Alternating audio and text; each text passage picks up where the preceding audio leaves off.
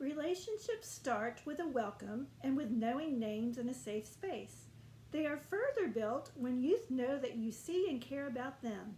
They know that when they know you are present and that they are your first priority. Welcome to the channel. We are in the midst of How Do You Make Connections? That quote is from the book that I did with Ann Saylor on Groups, Troops, Clubs, and Classrooms, the Essential Handbook for Working with Youth. And it sets the stage for step 3 in relationship building. The previous 2 videos, we talked about greetings, we talked about names.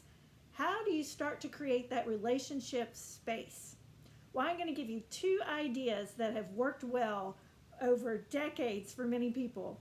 One was shared with me by my colleague Tara Brown. It's called Big World, Little World.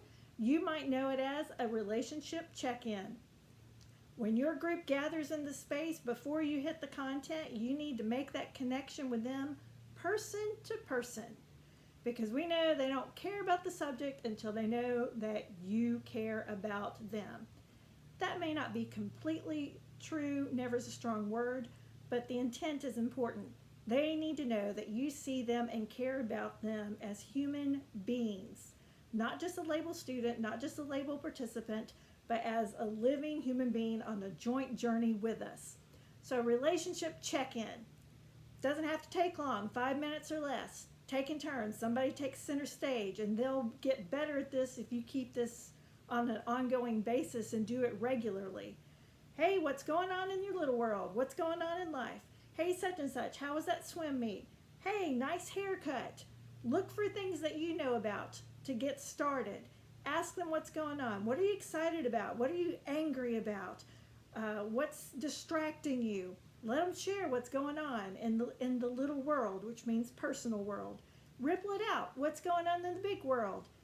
Get at what's happening in the community, what's happening in politics, what's happening in their families, what's happening that they hear about on the news that's disturbing them.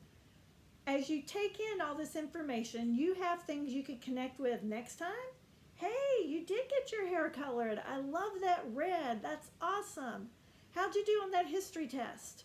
You have things you can ask about them, and it's important to know questions and things to ask them about to make a connection.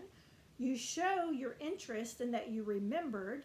You look for when they light up about something, when they're really excited about something, so that you know, hey, they really dig that. So let's talk about that because that makes them spark and happy. That kind of thing. And you're also finding in a relationship check-in, as you hear what they are concerned about or know about, things that you might be able to connect with to your lesson you're teaching that day to bring in relevance. And that's hugely important to make learning stick. So relationship check-ins are one way to make the relationship space wonderful. Another way is to use icebreakers and games. 5-finger methods, what I'm going to teach you really quickly right now. Small groups, let's say a group of 6. Everybody holds up a hand. They're going to take turns going around the circle, sharing one thing that's true for them that they don't think is true for anybody else. So it might be, I ran in a triathlon last summer. If that's not true for other people, they put down a finger.